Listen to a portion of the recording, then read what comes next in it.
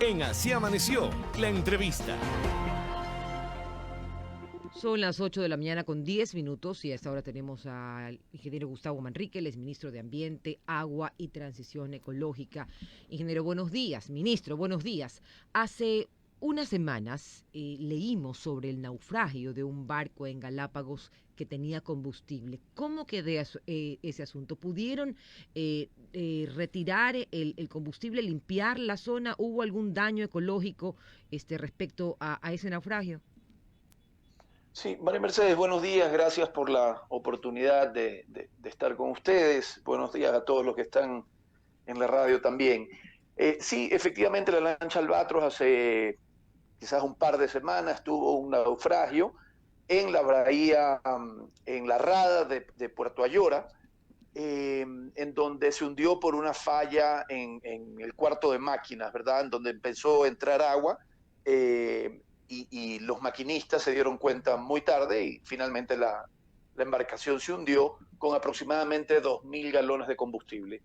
Gracias a Dios tenemos todos los equipos de contingencia, se hizo automáticamente un cerco del combustible, no se identificaron daños al sistema ecológico, digamos, ni a la flora ni a la fauna. La embarcación continuó liberando combustible durante varios días porque se fue liberando de donde está almacenado el combustible. Claro. Y finalmente ahora se está en el proceso de reflotar la embarcación. Es una pena que haya ocurrido esto. Gracias a Dios ocurre dentro de la rada de Puerto Ayora, en donde, digamos, si bien es cierto, Galápagos es Galápagos en todos lados, pero en esta zona es una zona muy cerca del casco urbano.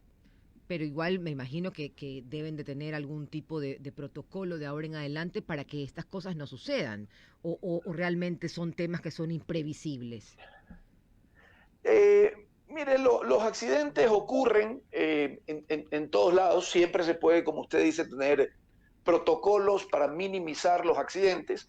Yo ayer he pedido un informe de las auditorías que se le hacen a las embarcaciones y finalmente es la Armada del Ecuador que tiene que hacer los exámenes especiales a las embarcaciones de manera anual y son quienes dan el permiso de funcionamiento. El día de hoy estoy mandando una comunicación a la Armada para trabajar coordinadamente, como siempre lo hemos hecho. La Armada, como ustedes saben, pues es responsable, entre otras cosas, de cuidar el océano, así que tenemos algunos proyectos con ellos en los que estamos trabajando, pero como le digo, estamos revisando todos los planes. No olvidar también que venimos de una salida del COVID, ¿no? Poniendo la casa en orden en todos los aspectos. Le puedo dar muchos ejemplos, pero en este particular, Galápagos, María Mercedes, fue un territorio que sufrió mucho por la pandemia. No es como Guayaquil, que finalmente no tenemos un aislamiento geográfico de estar aislados 1.000 kilómetros de distancia de alguien. Galápagos estuvieron aislados de las embarcaciones paradas también. Casi 2 años, ¿verdad? Exacto. Y recién se está empezando a reactivar. Aquí en Guayaquil es una ciudad netamente comercial. Aquí se mueve muchísimo el comercio, la economía, pero la economía de Galápagos subsiste del turismo y no había turismo en ninguna parte del mundo. Por lo tanto, Galápagos estaba en cero. Exactamente. Y eso es lo que le quería reforzar, de que, bueno, dos cosas, ¿no? La mala noticia es efectivamente la que usted dice, que era la que estaba comentando yo, de Galápagos tiene un aislamiento geográfico mucho mayor a cualquier parte del territorio continental con el COVID. Y finalmente, luego de 2 años, se está reactivando y son embarcaciones y sitios que han estado cerrados a machote 2 años. Yo con esto no quiero justificar un accidente, pero definitivamente tenemos que revisar los protocolos, como usted dice, de manera más expedita, más minuciosa. La buena noticia, y termino con esto, es que me pasaron un informe y le pudiera decir que, no es que le pudiera, le confirmo, María Mercedes, que Galápagos está 100% reactivado. Ya hemos superado los niveles de turismo prepandemia, del pico del 2019, ya entraron. La única diferencia todavía es que siguen entrando más locales que internacionales. Galápagos entra típicamente mucho más gente internacional que local, pero ya en términos de volumen de gente que va a visitar las islas, que camina, que va a los restaurantes, que va a reactivarse, Ministro, y en gran parte es por la vacunación. y justamente eso le iba a preguntar, ministro, ¿todo el mundo está vacunado en Galápagos ya con su tercera dosis de refuerzo? Bueno, un par de cosas ahí. Galápagos fue el primer archipiélago o la primera isla del mundo en estar vacunada 100%. 100%. Galápagos alcanzó la vacunación completa, yo le diría que en julio del año pasado. O sea, hoy Ecuador entero tiene un promedio de 85% de vacunación, casi 90%. Galápagos tuvo 100% en julio del año pasado. O sea, comenzó un programa de vacunación porque sabíamos que era un sector que todos sufrimos en la pandemia. No hay nadie que no haya sufrido. Pero Sí, Galápagos, pero Galápagos era sufrió muy vulnerable. un poco más por este tema del aislamiento geográfico que tenía.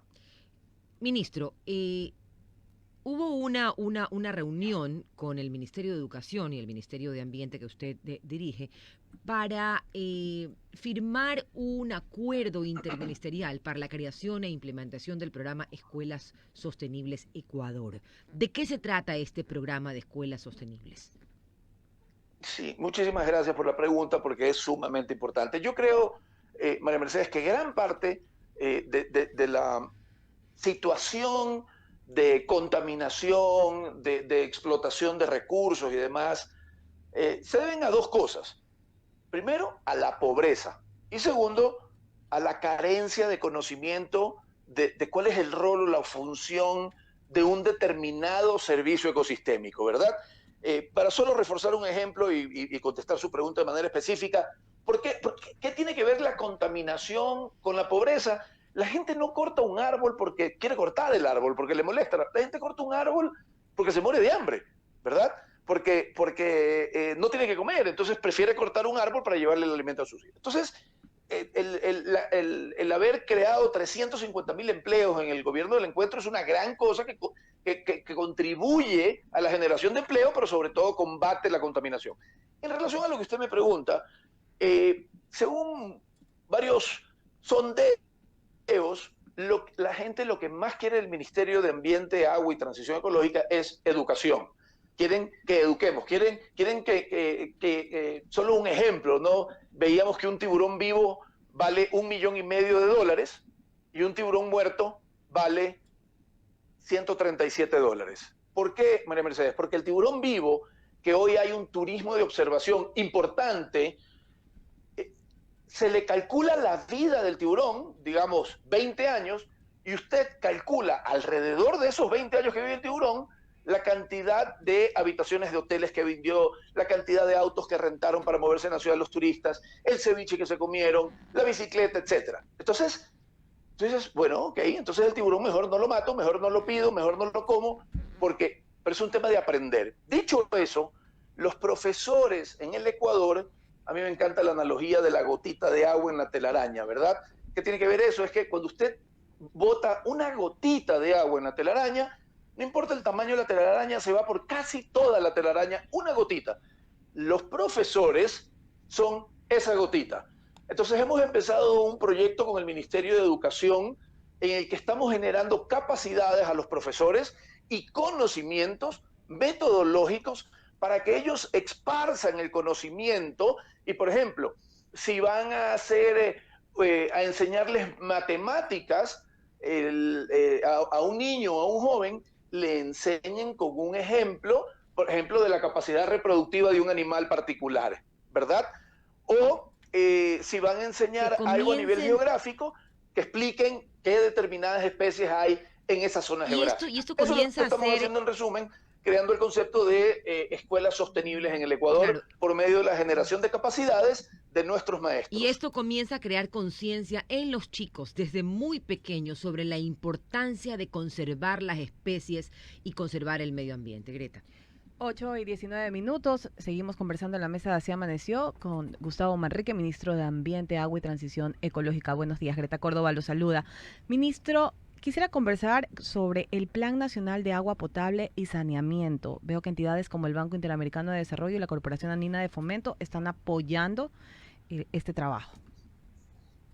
Sí, hola Greta, ¿cómo le va? Efectivamente, usted puede creer que no tenía el gobierno nacional un plan nacional de agua potable.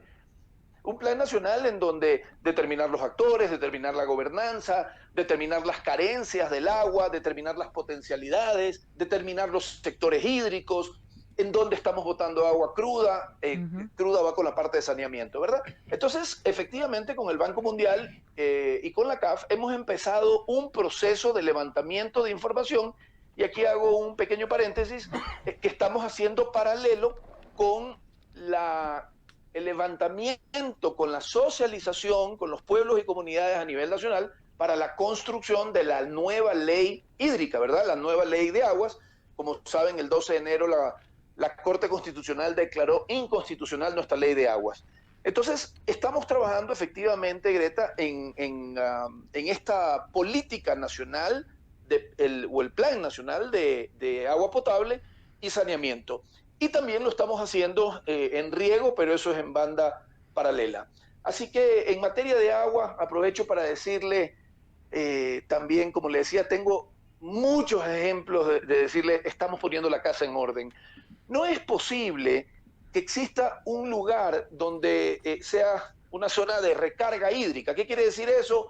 Una zona, por ejemplo, para graficarlo, en donde las nubes chocan con el páramo atrapa el agua y de ahí para abajo se va para todas las comunidades. Comunidades como Quito, por ejemplo, ¿no? 8 de las 9 cuencas hídricas del Ecuador vienen de páramo. Entonces, no puede ser que en un lugar donde es una zona de recarga hídrica para tomar el agua que usted y yo vamos a tomar hoy día de Quito, se produzca, por ejemplo, ganadería. ¿Por qué? Porque digamos, las vacas, si no están estabuladas, van al río, defecan y luego consumimos agua potable, agua con heces fecales. Entonces hemos creado áreas de protección hídrica. Poniendo la casa en orden, cogimos con 18.000 hectáreas nada más. Hoy día ya tenemos 64.000 hectáreas y vamos a terminar el año con 118.000 hectáreas protegidas para que la gente pueda tomar el agua de manera tranquila. Porque Ministro, todos los que están en la cabina y yo somos bendecidos, primero porque somos 3 de cada 10 ecuatorianos que tenemos trabajo, pero además a usted y a mí nos llega el agua por tubería luego de un tratamiento. Pero eso no lo viven muchos ecuatorianos en el país. Gustavo, lamentablemente se me acaba el tiempo, solo tenemos 10 minutos de entrevista. Me gustaría seguir hablando de estos temas porque realmente es muy importante que la ciudadanía conozca lo que se está haciendo en materia ambiental. Es muy importante, porque como usted dice, poner la casa en orden no es tan sencillo. Toma su tiempo, sobre todo cuando en este país ha habido una nula política, o prácticamente nula, en temas ambientales, una política pública en temas ambientales. Gustavo Manrique, ministro de Ambiente, Agua y Transición Ecológica, estuvo con nosotros en la mesa de Así Amaneció cuando son las 8:23 minutos.